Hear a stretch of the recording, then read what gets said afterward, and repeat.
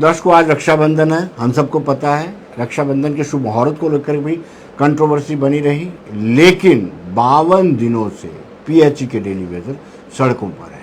सरकार ने इन 52 दिनों में एक मरतबा भी संपर्क करने का प्रयास नहीं किया, इनका हालचाल पूछने के लिए किसी अधिकारी को नहीं भेजा, लेकिन ठीक 52 दिन से ये सड़कों पर है, हड़ताल पर है, दिन रात वहीं पर रहते हैं, लेकिन सरकार की तरफ से सुध नहीं ली जा रही। बड़ा अनफॉर्चुनेट है। किसी आदेश के मुताबिक इनको रखा होगा, कोई बीच का रास्ता निकालना बड़ा ज़रूरी है, लेकिन सरकार की तरफ से ऐसा कुछ नहीं किया जा रहा है। सरकार की मजबूरियां क्या है ये सरकार जानती है, लेकिन ये लोग निर्णायक लड़ाई लड़ रहे हैं और उन्होंने फैसला लिया है, जब तक कोई वे आउट नहीं निकलेगा तब तक ये संघर्ष करते रहेंगे। क्या कहेंगे आप? सर, सबसे पहले तो पंजाब केसरी को हम धन्यवाद करते हैं जी तो जैसे आपने जिक्र किया कि आज रक्षाबंधन का त्यौहार है, जी तो लगातार 2015 के बाद जितने भी हमारे त्यौहार हुए हैं जी तो वो हमारे लिए काले त्यौहार रहे हैं। कभी हमें वेजेस तक नहीं मिली, चाहे वो ईद का त्यौहार हो, दिवाली हो, रक्षाबंधन हो, बैसाखी हो, सारे त्यौहार जो डेली वेजर के फीके हैं। दूसरा, आपने जिक्र किया कि डेली वेजर एक निर्णायक लड़ाई लड़ने के लिए निकल चुका है और उसका कारण ये है कि पिछले 28 साल से हम लोग रेगुलाइजेशन मांग रहे हैं, जो कि कानूनन तौर के ऊपर हमें 7 साल के बाद मिलनी चाहिए थी। रही बात, बड़ी मज़ेदार बात है कि 94 से लेके लगभग 6,500 water supply schemes Jammu province के अंदर इंस्टॉल की गई जी उनके ऊपर मैन पावर का कोई प्रोविजन नहीं किया गया। दूसरा, 94 के बाद आज तक रिटायर कितने लोग हो गए? डिपार्टमेंट रिटायर तो कर रहा है, लेकिन सिस्टम को चलाने के लिए कोई अपॉइंटमेंट तो हुई नहीं। सरकार ये कैसे कह सकती है कि हमारे पास ये डेली वेजर गलत तरीके से लगे हैं? पोस्टें ऑलरेडी क्रिएटेड हैं। अगर क्रिएटेड पोस्ट के ऊपर आपने उन पोस्टों को फिलअप नहीं किया, कोई ना कोई तो आपको सिस्टम को चला रहा है और सिस्टम को डेली वेजर चला रहा है। एज पर पोस्टों के ऊपर हम लोग काम कर रहे हैं, चाहे कोई फिटर का काम कर रहा है, कोई प्लम्बर का काम कर रहा है, कोई टर्नका का काम कर रहा है, कोई लेबर का काम कर रहा है, हेल्पर का काम कर रहा है, कोई वॉच एंड वार्ड का काम कर रहा है। हर जगह हमारे लोग काम कर रहे हैं और अगर सरकार की तरफ से कई बार जैसा आता है कि लगाए कैसे, तो ये सवाल बार बार उठता है कि लगाए कैसे, कि आपने ऑफिसर्स के घर में लगाया और जब टाइम हो गया तो उनको दोबारा उधर डेली ऑफिस में भेज दिया गया, घर का काम करवाया था। देखिए, ऐसा बिल्कुल नहीं है। ये सिर्फ एक मिस क्रिएशन जो की गई है कि अफसरों के घरों में, वो सारे लोग ऐसे नहीं है। 1-8% हो सकता है कि जिसका कोई ऑफिसर कोई अपना सगा होगा या कोई होगा कोई रिलेशन में, तो उसके घर में अगर किसी ने 2-4-6 महीने के लिए कोई काम किया होगा, मैं बहस भी नहीं कर सकता हूँ, लेकिन सच्चाई इससे बहुत दूर है। क्योंकि लेबर का काम किया जाता था, रिक्रूटमेंट पॉलिसी कोई नहीं थी। जहां पे ट्यूबवेल बनता था, यहाँ पे वाटर सप्लाई स्कीम बनाई जाती थी, तब पहले वहां पे पाइपें बिछाने का काम होता था, उनकी लीकेज ठीक करने का काम होता था, या नालियां खुदाई करने का काम होता था, तब लेबर लगाई जाती थी और तब डिपार्टमेंट देखता था कि अच्छा काम करने वाली लेबर में से कौन बंदा अच्छा काम करता है, तो उसको रख लिया जाता था एज पर 4th क्लास लेबर, जैसे डेली वेजर। तो जब वो डेली वेजर लगता था, जब काम सीख जाता था, उसको किसी को टर्न का लगा देते थे, किसी को कहीं पे लगा देते थे। लेकिन ऐसा नहीं है कि ये सारे अफसरों के घरों से होके ही हैं, ऐसा बिल्कुल नहीं है। ये सिर्फ एक बहानेबाजी है। अगर डिपार्टमेंट ने रिक्रूटमेंट प्रोसेस नहीं बनाया, 1962 में हमारा पीएचई डिपार्टमेंट बना था, तब से लेकर आज तक 4th क्लास भर्ती के लिए, टर्नका के लिए, फिटर के लिए, हेल्पर के लिए, वॉच एंड वार्ड के लिए रिक्रूटमेंट पॉलिसी कोई नहीं है। जब रिक्रूटमेंट पॉलिसी कोई नहीं है तो लगाने वाले कौन लोग थे? यही थे जिन्होंने आज तक 94 से पहले 57,406 लोगों को परमानेंट किया गया 2015 तक। तो उन लोगों को किस पॉलिसी के तहत लगाया गया था? उनके लिए रिक्रूटमेंट पॉलिसी कौन सी थी आज तक? और आज कानून के हिसाब से देश को चलाया जा रहा है। बड़ी अच्छी बात है, कानून होना चाहिए, रिक्रूटमेंट पॉलिसी होनी चाहिए, लेकिन आज तक भी इनके पास पॉलिसी कोई नहीं है। अगर इतनी रिटायरमेंट हो रही है, उनको फिलअप करने के लिए कौन सी पॉलिसी? कोई पॉलिसी नहीं। स्कीमें आज भी धड़ाधड़ लगाई जा रही हैं। अब जल जीवन मिशन आया है, जल जीवन मिशन का काम चल रहा है, जगह जगह ट्यूबवेल लगाए जा रहे हैं, पाइपें बिछाई जा रही, लेकिन चलाने के लिए क्या है? सवाल ये उठता है कि आपको इतना हल्के में क्यों लिया जा रहा है? 52 दिन से लगातार खुले में है, बारिश भी इतनी ज्यादा हुई है, वहीं पे आप खाना खा रहे हैं। देखिए, हल्के में इसलिए लिए जा रहा है क्योंकि ये गरीब लोग हैं, ये कुछ सरकार को दे नहीं सकते। हमारे पूर्व राज्यपाल सत्यपाल मलिक जी का बयान सुन लीजिए। तो उन्होंने गोवा में जाके बयान दिया था कि यहाँ फाइलों को अप्रूवल देने के लिए 150 करोड़ मिलता है। तो कहीं ना कहीं जिन लोगों को डिसीजन लेना वो उस साइड ज़्यादा ध्यान देते हैं, इन गरीब लोगों के पास तो देने के लिए कुछ है नहीं, इसीलिए डेली वेजर की तरफ कोई ध्यान देने के लिए तैयार नहीं है। हम कह रहे हैं, सरकार से ये भी कह रहे हैं, अगर आपको हमारी ज़रूरत नहीं है तो आप हमें निकाल दीजिए। हमारा जो पेंडिंग वेजेस है 4-4 लाख रुपए लगभग हर डेली वेजर का पेंडिंग है सरकार के पास, जो 612 करोड़ पेंडिंग है, तो वो हमारा रिलीज कर दो और एक ऑर्डर कर दो कि हमें आपकी जरूरत नहीं है।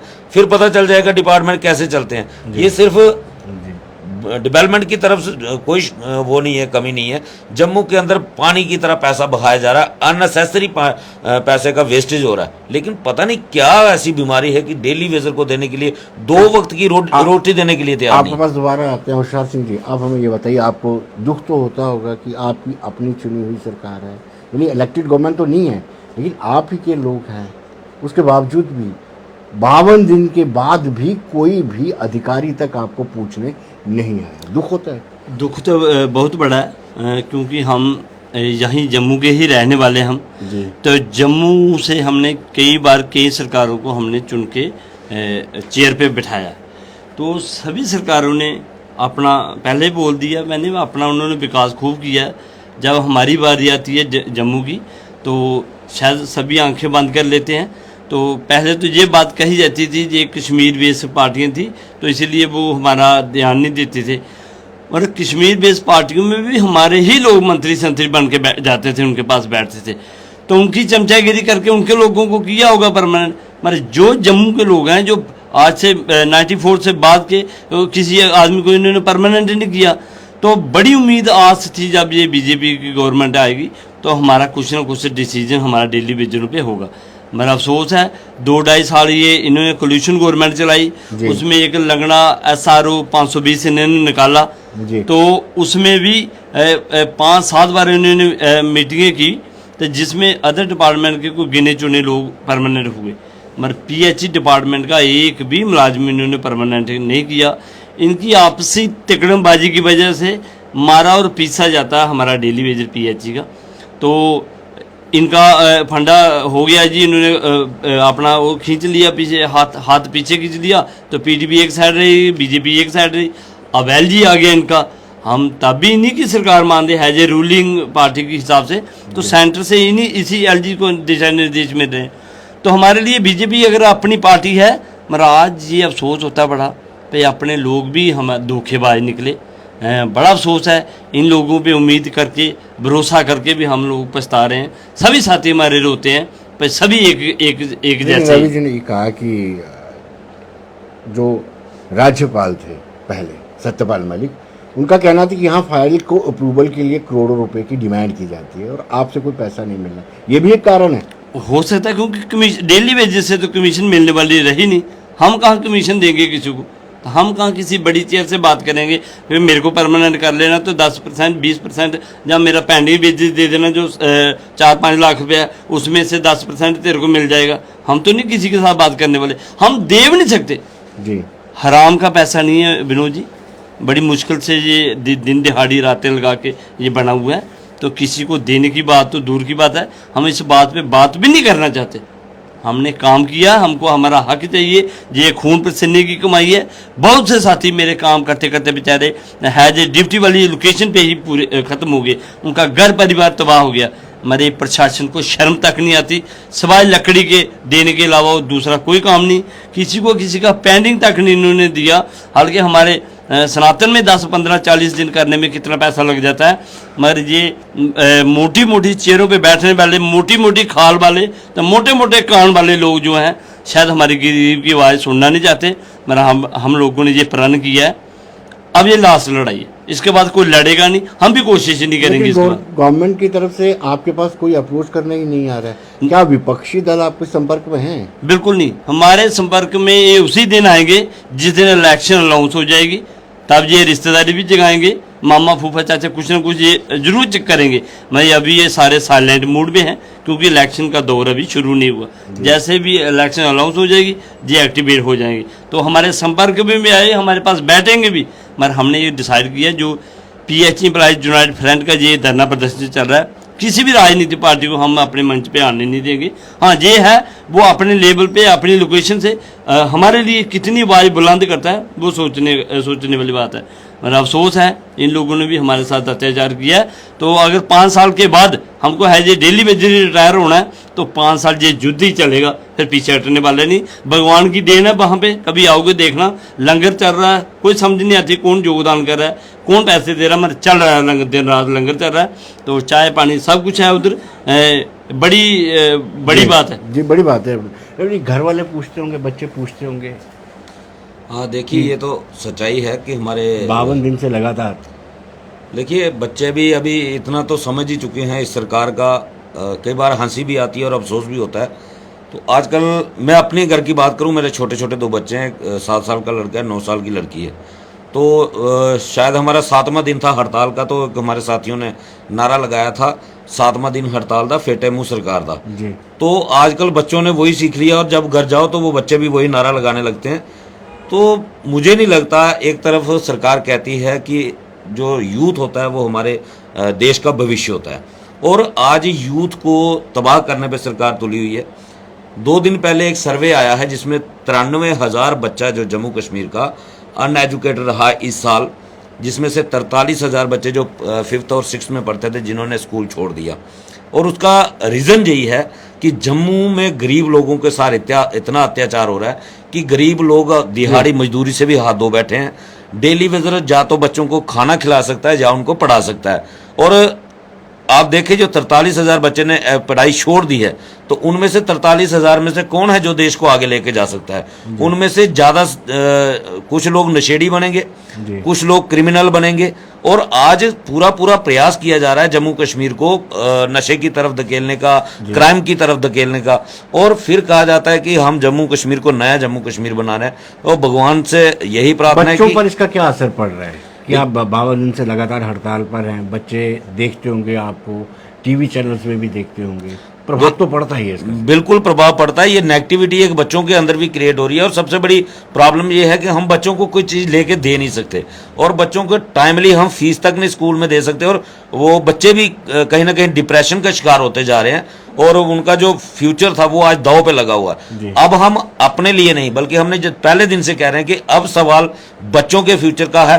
अब समझौता किसी कीमत पे नहीं होगा, चाहे वो कोई पार्टी हो या एलजी प्रशासन हो। हम भी 15 अगस्त का इंतजार कर रहे हैं कि 15 अगस्त निकल जाए, क्योंकि हमारे देश का मान सम्मान की दिन आ रहा है, वो शांति से निकल जाए। और उसके बाद इस सरकार के लिए जम्मू में वो चीज़ें क्रिएट होने जा रही हैं। जैसा आपने देखा हमारे लोगों को अब बहुत सारे संगठनों का भी समर्थन मिलना शुरू हो गया, जिसमें जम्मू कश्मीर टीचर एसोसिएशन थी, Jammu Kashmir government employees forum था, बार एसोसिएशन है, युवा राजपूत सभा है, ट्रांसपोर्टर ने भी सपोर्ट किया है, चैम्बर ऑफ कॉमर्स ने भी हमें हमारे फेवर में सपोर्ट किया है। तो ये चीज़ें जो हैं अब जन आंदोलन का रूप लेने वाली हैं। हम एलजी साहब को यही एक रिक्वेस्ट आपके चैनल के माध्यम से करना चाहते हैं कि आप 2008 का एक जन आंदोलन हुआ था जब अमरनाथ यात्रा के दौरान, तो वो आप हिस्ट्री पढ़ लें। ये जम्मू के लोग हैं, ये जब उठ जाते हैं तो फिर ये रुकने वाले नहीं होते।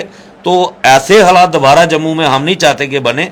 अगर आप यही चाहते हो, वो चीज़ें देखना चाहते हो, तो उसके लिए भी जम्मू अब तैयार है। आप जगह जगह देखें, ये जम्मू कश्मीर को मंदिरों का शहर कहा जाता था, लेकिन आज इसको प्रदर्शनों का शहर बना दिया गया है। पता नहीं कौन लोग ऐसे ब्यूरोक्रेट। और हमें अफसोस इस बात का होता है कि भारतीय जनता पार्टी 2014 से पहले ये दावे करती थी कि हम जम्मू के हितैषी हैं, लेकिन आज कहीं दिखाई नहीं दे रहे। आज जम्मू का युवा पिस रहा है, लेकिन आज उनकी सुनवाई करने वाला कोई नहीं है। जी हर्षाल सिंह जी, जब मुझे याद है कि आतंकवाद पीक पे था, 1996 में इलेक्शन हुई, नवी इलेक्टेड गवर्नमेंट आई, और उस दौरान स्कूल जल गए थे, एजुकेशन सिस्टम डिरेल हो चुका था। उसको पटरी पर लाने के लिए रहबरे तलीम टीचर्स योजना बनाई गई थी, यानी ज़रूरत थी। ऐसे ही मुझे लगता है कि डेली वेजर्स, पीएचई के डेली वेजर्स की भी ज़रूरत होगी, कोई सप्लाई स्कीम्स आई होंगी। आज क्यों सरकार इग्नोर कर रही है? अगर किसी भी एरिया की बात करें तो जैसे उस एरिया का विकास होता है, नए नए मकान बढ़ते हैं, नए नए गांव सिटी बसती है, तो वहाँ पानी की ज़रूरत रहती है। तो स्कीम आ जाती है, मंत्री साहब एयर नेयर होते हैं वहीं के, उनका इलाका रहता है, तो वो अपना विकास दिखाने के लिए अलग अलग जगह स्कीम की शुरू कर देंगे, नैरोगेशन कर देंगे। जी यहाँ से स्कीम आ गई, तो ठेकेदार भी आ जाता है, उसकी कमीशन साइड पे हो जाती है, तो कितना एमपी साहब एमएलए को जाना वो भी डिसाइड हो जाता है, तो वो स्कीम तैयार हो जाती है करोड़ों रुपए लगा के। अब उस स्कीम को चलाने के लिए कौन चाहिए? Daily wages. वो डेली वेजेस चाहिए, तो किसी न किसी सिफारिश के थ्रू 2-4 बंदे उधर लगाएंगे, पता है ये काम करेंगे, इनको ही काम करना है, इसी को स्कीम चलानी है, चाहे वो बाल खोलना है, चाहे दूसरा मोटर ऑपरेट करनी है, सब कुछ कर रहे हैं, उसी टाइम से कर रहे हैं। मैं बोलूँ 94 के बाद सारे इसी काम में लगे हुए बेचारे, बस स्कीमें चला रहे हैं, दिन रात पानी चला रहे हैं। ये तो नॉर्मल एरिया है, जहाँ तो गर्मी और वहाँ बर्फ वाला एरिया है, जहाँ पे वहाँ भी इतनी बुरी हालत है हमारे लोगों की, बेचारे दिन रात लगे हैं, मगर फाका कशी शिकार है। जैसे हम लोग स्लोगन बोलते हैं मांगे पूरी करो, तो ऐसे ही हमारे बच्चे भी घर में बात करते हैं। जैसे कोई बच्चा 8th में पास हुआ, 7th पास हुआ, तो पापा अगर अच्छे नंबर लेंगे तो हमारी कोई एक डिमांड पूरी करते हैं, अच्छा ड्रेस ही लेके देना। तो जब पैसे नहीं मिलते हम आगे पीछे करते हैं, फिर वो बोलते हैं पापा आपकी डिमांडें पूरी होंगी या नहीं, मतलब हमारी तो पूरी कर दो। मतलब करेंगे कहाँ से जी, मिलेगा पैसा तो करेंगे, तो पैसा ये देने से रहे नहीं। हमने पूरा फरवरी महीना जो पिछला गया हमारा, उसमें इन्होंने 11 दिन की बेची दी थी पूरे महीने काम करने के बाद। अभी हम 22 तारीख से स्ट्राइक पे हैं, अब ये हमारे लोगों की कुछ की बेचीज काट रहे हैं कि आप लोग स्ट्राइक पर हो, तो आपकी बेचीज दबाव बनाने के लिए, दबाव बनाने के लिए ये अफसर चाहिए जो परेशान करने की कोशिश कर रही है। तो मैं आपके माध्यम से, मीडिया के माध्यम से ये कह देता हूँ, भाई अफसरशाही नहीं चलेगी तो गुंडागर्दी नहीं चलेगी, खाली पेट तो बिल्कुल नहीं चलेगी। तो बिना कुछ दिए मेरा साफ स्पष्ट अपने साथियों से निवेदन है, अगर किसी भी अफसरशाही किसी को परेशान करती है वो हमारे साथ संपर्क करे, हम उसके साथ खड़े हैं। आपको अपने बच्चों की लड़ाई लड़नी है, इस लड़ाई को हम झुकने नहीं देंगे, पीछे नहीं हटने देंगे, मर जाएंगे लास्ट हमारा ये आह्वान है, हम पीछे नहीं हटेंगे, अपना बलिदान दे देंगे। हम अपने साथियों के साथ हमेशा खड़े हैं, जो अफसरशाही उनको परेशान करेगी उसका हिसाब किताब हम करेंगे। वाकई में दबाव बनाया जा रहा है, सैलरी रोकी जा रही है, कहा जा रहा है कि आप आइए यहाँ पर। बिल्कुल बिल्कुल, एक एक पर्टिकुलर एक एक डेली वेजर को तंग किया जा रहा है, और हमने साफ अपने डेली वेजरों को बता भी दिया है, और दोबारा भी एक बार आपके चैनल के माध्यम से तो उन अफसरों के लिए भी एक मैसेज है कि हमारी लड़ाई सरकार के साथ है, ना कि डिपार्टमेंट के साथ। और हम उम्मीद भी यही करते हैं कि ये लड़ाई जो है सरकार से पलट के कहीं डिपार्टमेंट के अंदर शुरू ना हो जाए, क्योंकि हमने भी जमीनी सतह पे काम किया है। इस डिपार्टमेंट के अंदर क्या क्या हुआ है हम सब कुछ जानते हैं, हमसे कुछ छिपा नहीं है। तो मेरी रिक्वेस्ट है सभी ऑफिसरों से कि हमारी लड़ाई सरकार के साथ रहने दें, बीच में टांग अड़ाने की कोशिश ना करें, हमारे डेली वेजरों को परेशान करने की कोशिश ना करें। कहीं ऐसा ना हो कि जैसे हमारे पिछले दिनों चीफ साहब जो हैं उनको भी सस्पेंड कर दिया गया, और प्रिंसिपल सेक्रेटरी साहब को भी उनकी कुर्सी से चेंज कर दिया गया। तो कहीं ऐसा ना हो कि ये लिस्ट लंबी होती जाए, बढ़ती जाए। तो फिर एक बार मैं उनसे सभी से रिक्वेस्ट करूंगा। आपको लगता है कि आपको सपोर्ट कर रहे थे? देखिए, कोई हमें सपोर्ट नहीं कर रहा था। अगर ये सपोर्ट करते तो ये 52 दिन तक ये स्ट्राइक नहीं पहुंच पाती। चीफ इंजीनियर साहब ने बहुत कोशिश की, सरकार के पक्ष में खड़े रहे, वो हमारे पक्ष में नहीं आए। अगर हमारे पक्ष में खड़े होते तो एक बार कश्मीर के एक मंत्री साहब थे, उन्होंने कश्मीर में लंकर साहब हुआ करते थे चीफ इंजीनियर, उनको कहीं थप्पड़ मार दिया था, थप्पड़ मार दिया, पूरा पीएचई डिपार्टमेंट बैठ गया था। और उमर साहब उस वक्त चीफ मिनिस्टर थे, उनको घर जाना पड़ा, उनसे माफी मांगनी पड़ी, तब जाके उनको दोबारा उन्होंने ड्यूटी ज्वाइन की। तो अगर ये लोग हमारे पक्ष में खड़े होते तो आज हमारा डेली वेजर इनके पक्ष में खड़ा होता। लेकिन हमें अगर किसी ने खराब किया है, ज्यादा हमारी बर्बादी की है, तो वो डिपार्टमेंट ने की है। अगर कहीं टाइमली लिस्टें नहीं पहुंची या फिगर सही नहीं पहुंची तो वो डिपार्टमेंट का कसूर था, सरकार से ज्यादा डिपार्टमेंट इसलिए रिस्पॉन्सिबल है। अगर ये लोग हमारा केस सही तरीके से प्ली करते तो आज तक डेली वेजर परमानेंट हो चुका होता। तो मैं आपके चैनल के माध्यम से आखिर में सभी डेली वेजरों से अपील करना चाहता हूं कि ये डू एंड डाई की लड़ाई है, जिसको हम नारा लगाते हैं कि अभी नहीं तो कभी नहीं। तो इस बार हमने सरकार से या रेगुलाइजेशन पॉलिसी लेनी है या सरकार हमें टर्मिनेशन करेगी, लेकिन खाली हाथ हम वापस आने वाले नहीं है। ये सरकार को भी समझ जाना चाहिए, और जितनी जल्दी हो सकता है डेली वेजर के पक्ष में फैसला लें, तो नहीं तो फिर जो आगे हालात बनते हैं उसके लिए एलजी प्रशासन जिम्मेदार रहेगा। होशियार सिंह जी, जब कोई डेली वेजर लगता है उसको ये उम्मीद रहती है कि वो परमानेंट होगा, और इस उम्मीद में वो शादी भी कर लेता है, बच्चे भी पैदा हो जाते हैं। अगर आपको पता होता तो काफ़ी सारे लोग शायद इतना बड़ा फैसला ना लेते। मैं किसी डेली वेजर की बात ना करता हुआ अपनी बात कर लेता हूँ। हमें भी जब ज्वाइन किया था, इसमें ज्वाइन किया तो यही उम्मीद थी, आगे पीछे होता भी यही था कि जो भी डेली वेजर लगता है 7 साल के बाद उसको परमानेंट पॉलिसी मिलती है। उसी उम्मीद में हम भी लगे थे। तो 7 साल तो चलो काम ही किया, नहीं ध्यान दिया, मतलब 7 साल के बाद दिन गिनना शुरू कर दिए हमने। तो दिन गिनते गिनते शादी वाला टाइम भी आ गया, वो भी हो गई। चलो ठीक है, अभी नहीं तो बच्चे टाइम तक तो बच्चे भी आ गए, बच्चे पढ़ना लिखना भी शुरू कर दिए, जो भी उल्टा सीधा आगे पीछे कम पैसे की वजह से पढ़ रहे हैं। तो हुआ कुछ नहीं। तो यही उम्मीद थी सबको बेचारों को कि JNK में होता ही ऐसे है जी, इनको 7 साल करेंगे, डेली वेजर रखेंगे, तो उसके बाद इनको परमानेंट पॉलिसी देंगे तो घर बार सुधर जाएगा। यहाँ तक बोलूँ तो रिश्तेदारों तक भी यही था, कोई बात नहीं, फिर क्या 7 साल हम करेंगे हेल्प इसकी, 7 साल के बाद खुद अपने पाँव पर स्टैंड हो जाएगा। मगर ये तो पता नहीं किसी को था, ये इतना बड़ा गहरा कुआं है जहाँ मंत्री संतरी ऊपर से देखते रहते हैं, तो नीचे वो कीड़े मकोड़ों वाली ज़िंदगी जी रहे हैं बेचारे डेली वेजर। विनोद जी, मैं आपको बता नहीं सकता क्या क्या हालत रही होगी डेली वेजर की, कितनी बुरी हालत से टाइम निकालता होगा।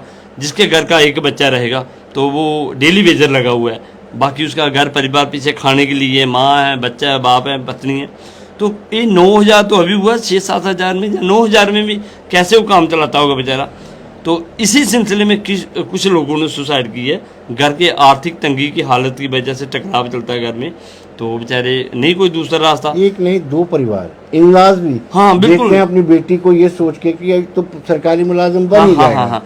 तो सरकारी मुलाजिम भी नहीं बने, सरकारी जो BPL की बेनिफिट्स रहते हैं वो भी इसके तहत हमको नहीं मिलते। जब उनके पास जाते हैं, जो BPL का हटाए ले लेते हैं, वो भी कहते हैं आप तो सरकारी मुलाजिम हो, तो वो भी स्कीम कोई नहीं। अगर और कोई गवर्नमेंट की स्कीम है BPL से नीचे तो वो तो लागू नहीं होती, क्योंकि हम सरकारी मुलाजिम हैं। तो जब हम खुद देखते हैं भी हम सरकारी मुलाजिम, तब तो हमारी डेली वेजेस से भी खस्ता हालत अगर कोई रही होगी तो शायद होगी उसी किस्म से रही होगी। अगर हम उसी तरफ ध्यान देते हैं तो तब हम दिन ब दिन कमज़ोर होते हैं, तो ये एजिटेशन लड़ नहीं सकते। हमने अब यही लास्ट प्रण किया है, मर जाएंगे पीछे नहीं हटेंगे। LGBT हमारा झुकाना नहीं किसी मकसद, किसी प्रशासन को हम झुकाएं ना, हमारी 3 डिमांडें हैं वो पूरी कर दें। हमें टेबल पे भी आने की जरूरत है, हम किसी के साथ टेबल ला करने को तैयार नहीं। हमारी जो डिमांडें हैं उसको फाइनल करें, हम अपनी ड्यूटी वाली साइड चलेंगे। जी, आपसे ये जानना चाहता हूँ कि आपका भी नेतृत्व में बदलाव होता है, पहले कोई हेड होता था, पहले फिर कोई हेड, शायद सरकार ये भी एक कारण है कि आप हल्के में लेती होगी कि इनमें यूनिटी नहीं है। देखिए, हम 2014 में रेगुलाइजेशन के दरवाजे पे खड़े थे, जहां पिछली सरकार ने एक कैबिनेट सब कमेटी बनाई थी जी। कैबिनेट सब कमेटी ने अप्रूवल भी दे दिया था। 60,909 लोग ऑल डिपार्टमेंट के थे और 23,711 लोग जो PHE irrigation and flood control के थे। तो तब अनफॉर्चुनेटली इलेक्शन अनाउंस हो गया, वो नहीं हो पाया।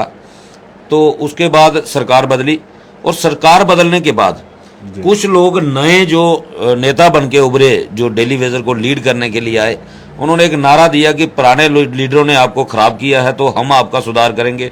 तो उसको डेली वेजर ने भी दिल पे लिया और उन्होंने सोचा कि आज डेली वेजर हमारा कोई लीड करने के लिए आया तो अब इंसाफ होगा। तो वो बेसिकली उनकी मंशा थी, वो अपने आप को पॉलिटिकल सेटअप में लाना चाहते थे और ये पहले दिन से क्लियर था। लेकिन हमारा डेली वेजर इतना जानकार नहीं था इस मसले पे, तो उन्होंने सिर्फ उनको राजनीतिक अपना कद बढ़ाने के लिए, अपना नाम चमकाने के लिए इस्तेमाल किया। 2014 में फेज बन चुके थे, कैबिनेट सब कमेटी ने अप्रूवल दे दी थी, तो फिर उस चीज को खाली इंप्लीमेंट करवाना था। लेकिन उन लोगों ने इसको पूरा मसले को डिरेल कर दिया। जो सैलरी हमें उस वक्त भी 8-10 महीने की साल में मिलती थी, तो आते आते 2018 में हमें एक ही सैलरी जो मिली, तो वो कहीं ना कहीं उन लोगों की वजह से भी ये चीज़ जो है डाउन में गई। और दूसरा, उन्होंने सरकार के सामने जो संख्या बढ़ाई, हमारा 60,909 डेली वेजर जो कैबिनेट सब कमेटी ने अप्रूवल दिया था 2014 सितंबर में ऑल डिपार्टमेंट का, तो उन लोगों ने गवर्नमेंट को ऐसा मिसगाइड किया और संख्या पहुंचा दी 1.5 लाख। जब बायोमेट्रिक हुई संख्या हो गई 1,05,000, और वहां पे सारी कंफ्यूजन जो सरकार को ही वहां पे हुई, क्योंकि उसमें रैबरे खेल, NYC, होमगार्ड सारे क्लब कर दिए। क्योंकि डेली वेजर एक अलग चीज है, NRHM पैरामेडिकल डॉक्टर्स हैं, ये वो अलग कैटेगरी में आते हैं। ये NYC वाले टीचर, रेबरेखेल टीचर होम गार्ड वाले वो अलग आते थे। लेकिन जब इनको क्लब करके सरकार के सामने डाटा चला गया 1 लाख का, और तब बीजेपी और PDP की कोलिशन गवर्नमेंट थी, जब ये सरकार में डाटा गया तो असेंबली के अंदर ये मुद्दा उठा कि बीजेपी ने 40,000 लोग लगा दिए।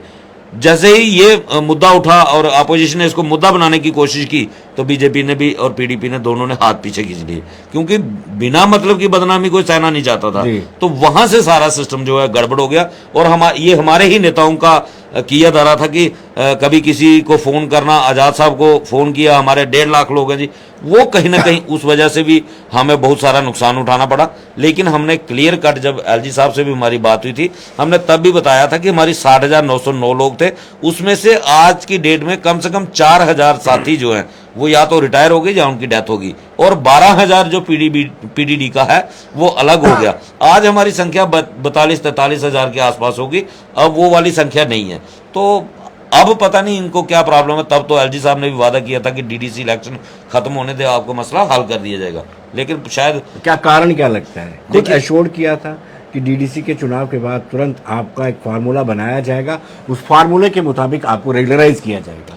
अब क्या लगता है, क्या बीच में? देखिए, आज की सिचुएशन के हिसाब से देखें तो मुझे लगता है कहीं ना कहीं इसको बीजेपी ने रुकवाया हुआ है, क्योंकि जैसे बीजेपी के नेताओं के बयान आते हैं कि हमारी सरकार आएगी, पहली कैबिनेट में करेंगे, हम 50+ सीटें जीतेंगे, पहली कैबिनेट में करेंगे। करने के लिए अब कौन सी प्रॉब्लम है? आज प्रधानमंत्री उनके हैं, राष्ट्रपति उनके हैं, उपराष्ट्रपति उनके हैं, होम मिनिस्टर उनके हैं, LG उनके हैं। करना चाहे तो आज भी हो सकता है। इनडायरेक्टली बीजेपी की ही सरकार है, और डायरेक्टली भी कह सकता हूं, क्योंकि होम मिनिस्ट्री डायरेक्ट इसको डील कर रही है। तो अब क्या परेशानी है? तो कहीं ना कहीं ऐसा लगता है, क्योंकि SRO 520 जब बना, तो जब तक सरकार रही, PDP और बीजेपी की कोलिशन सरकार थी, SRO 520 के अंदर ऑल डिपार्टमेंट के 578 केस जो है कैबिनेट उसने इंपावर कमेटी ने अप्रूवल भी दे दी, और उनमें से लोगों ने ज्वाइनिंग भी किया। जैसे PWD में कुछ लोग ज्वाइन हुए हैं, फ्लोरिकल्चर में हुए हैं, हाउसिंग में हुए। जैसे ही ये सरकार टूटी, SRO ब्लॉक कर दिया गया, और उससे कहीं ना कहीं लगता है कि इनका भी कहीं ना कहीं इसमें दबाव होगा कि हम इसको दोबारा इलेक्शन में मैनिफेस्टो में रखेंगे, इलेक्शन मुद्दा बनाएंगे और वोट लेंगे। तो मेरी इन सबसे ये रिक्वेस्ट है कि ये तब तक अब डेली वेजर किसी भी पार्टी के झांसे में नहीं आने वाला, जब तक रेगुलाइजेशन मिलेगी नहीं। आखिरी सवाल आपसे जानना चाहूंगा कि क्या वाकई में भारतीय जनता पार्टी इसके लिए रिस्पॉन्सिबल है?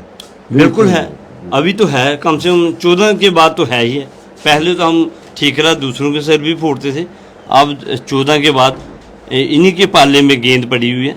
तो ये जब भी चाहें, जिस समय भी चाहें, इस स्थिति को साफ कर सकते हैं।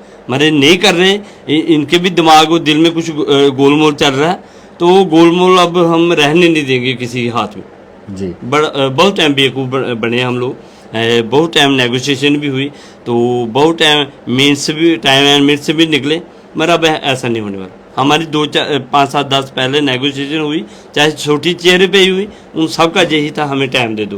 अब हम किसी को ना टाइम देंगे, ना भी गोलमोल वाली नीति चलेगी। जो होगा स्पष्ट होगा, तो सबके सामने होगा। जी, बहुत बहुत शुक्रिया आपका भी, आपका बहुत बहुत शुक्रिया। तो 52 दिन एक समय होता है, 52 दिन से लगातार ये हड़ताल पर है, और सरकार का एक भी नुमाइंदा इनसे बातचीत करने नहीं आया। इससे बड़ी बदकिस्मती की बात क्या हो सकती है? धन्यवाद।